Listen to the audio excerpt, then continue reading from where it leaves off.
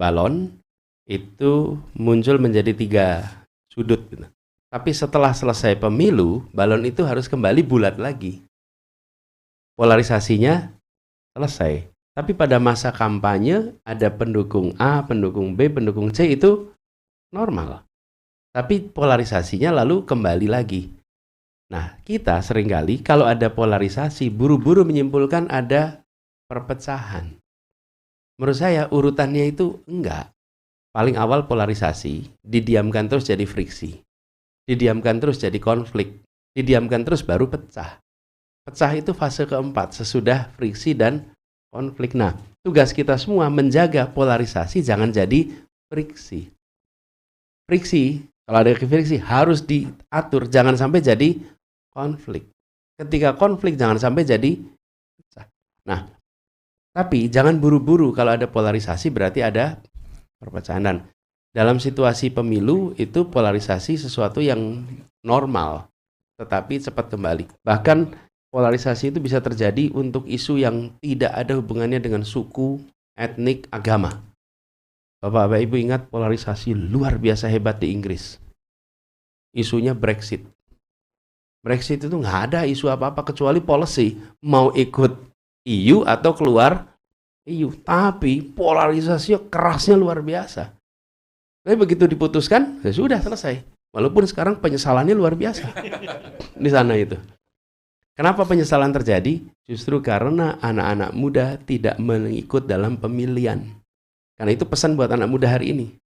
Pesan buat anak muda hari ini. Karena kalau anak muda tidak partisipasi, nantinya keputusan justru dibuat bukan oleh para pemilik masa depan, tapi pemilik masa lalu yang menentukan. Kan di Inggris orang tua yang pada ikut pemilu.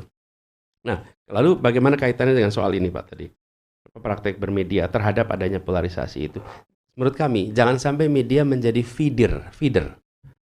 Kenapa? Tadi contohnya soal buzzer. Buzzer itu membuat polarisasi itu menguat.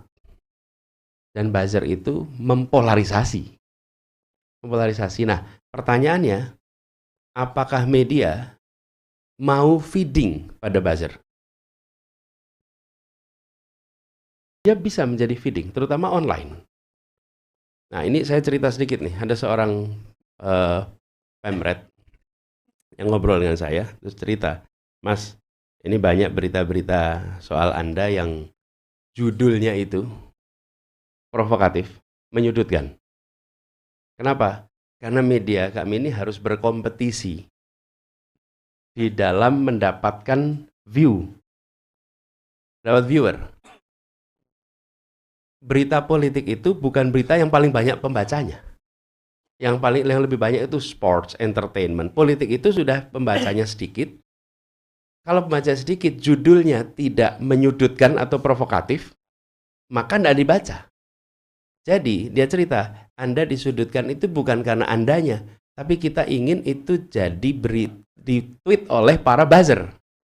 Oke? Jadi dia menjadi feeder buzzer. Kalau dia hanya publish begitu saja, yang baca hanya pembaca di online itu. Tapi ketika itu menyudutkan oleh buzzer itu diambil di tweet, maka mendadak pembacanya jadi banyak. Jadi harusnya mereka bayar prosentase atas pendapatannya pada saya itu. Karena saya udah jadiin komoditas itu. Kan dengan di tweet begitu, maka buzzer ambil, oleh buzzer digaungkan, pembacanya jadi banyak. Jadi kata dia, nothing personal, ini adalah lingkar kondisi hari ini, di mana dibutuhkan viewer, dan kami diuntungkan dengan ada buzzer. Ini yang menurut saya harus dijaga. Apabila itu diteruskan, maka polarisasi pasca aktivitas apapun akan selalu terjadi. Menurut kami itu salah satu hal yang penting. Kemudian soal ini, kalau soal beda-beda, itu pemilihan ini aja, pemilihan berita aja itu. Kalau insya Allah sama Pak Wiradi Kusuma,